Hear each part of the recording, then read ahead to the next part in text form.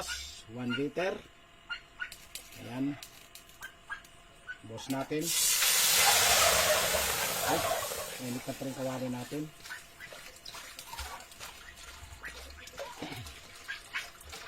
Kailangan natin gumawa lagi ng molasses. Isang buwan, monthly tayo gumagawa.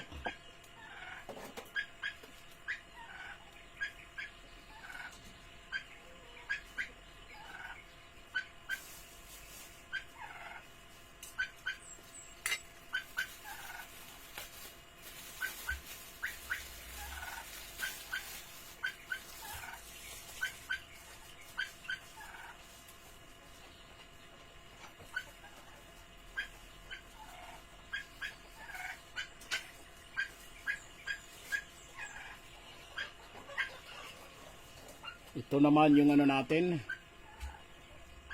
maskubado, 1 kilo. Bali ratio natin 1:1. 1 liter na tubig na hugas bigas at 1 kilo na maskubado. Yan, ilulusaw natin yan.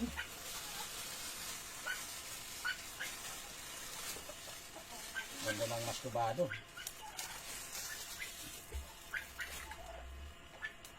Kailangan malusaw natin.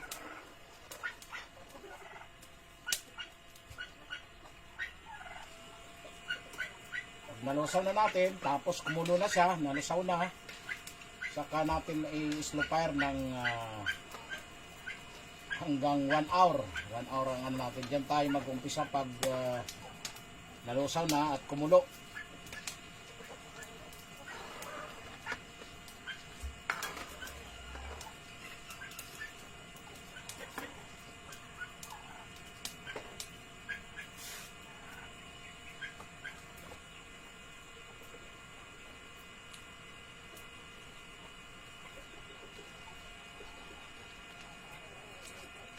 Yan, malapit na malusaw.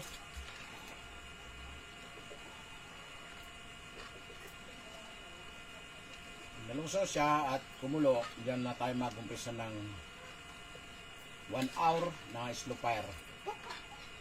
Para dahan-dahan yung pagkaluto.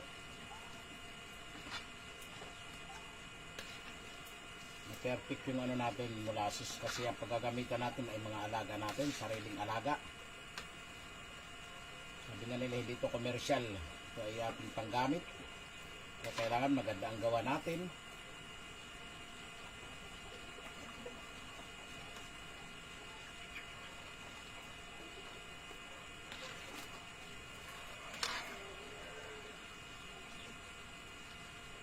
Yan na, kunti na lang.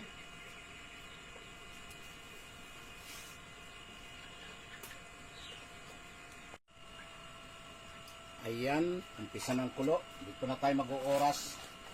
Ang ano natin ay 1 hour. I-slow fire na natin dahil kulo na siya. Panoorin nyo nang hanggang matapos yung video para malaman nyo talaga yung proseso, yung tamang paggawa. Kasi meron sa akin ng ano, hindi daw tama ang pagkakagawa niya. Sabi ko dapat sinusunod mo yung proseso. Nung matapos daw niya, nasalin niya, pag nung lumamig ay tumigas. Sabi ko parang panutsa na yun, panutsa ang labas niya. Yan, isa na siyang kumulo. Tapos ituloy-tuloy lang natin dahan-dahan na paghalo.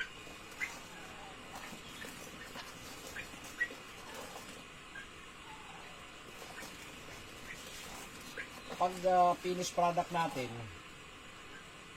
ano na lang siya, lampas kalahati na lang ng litro. Yan ang pinakatamang pagluluto.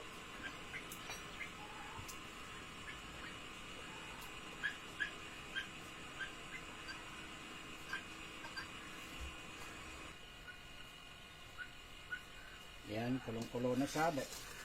Hinilaan natin ang apoy. Timer natin ng 1 hour.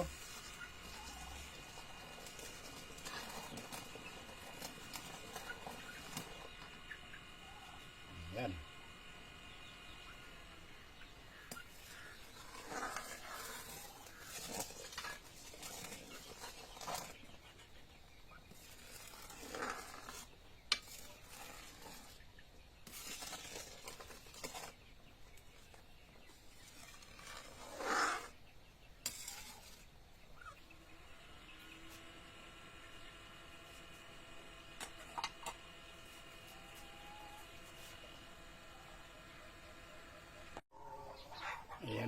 ating molasses.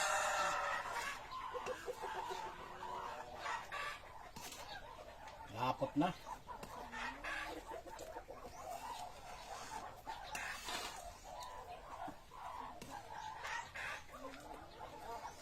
After 1 hour, na siya.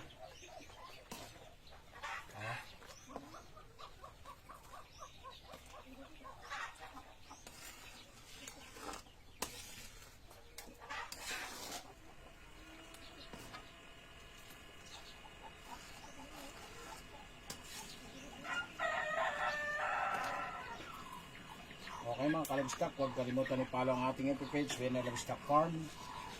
At pa-subscribe na lang po ng ating YouTube channel, Lelito Tan Farm. Maraming salamat. Bye-bye and God bless. Ayan po.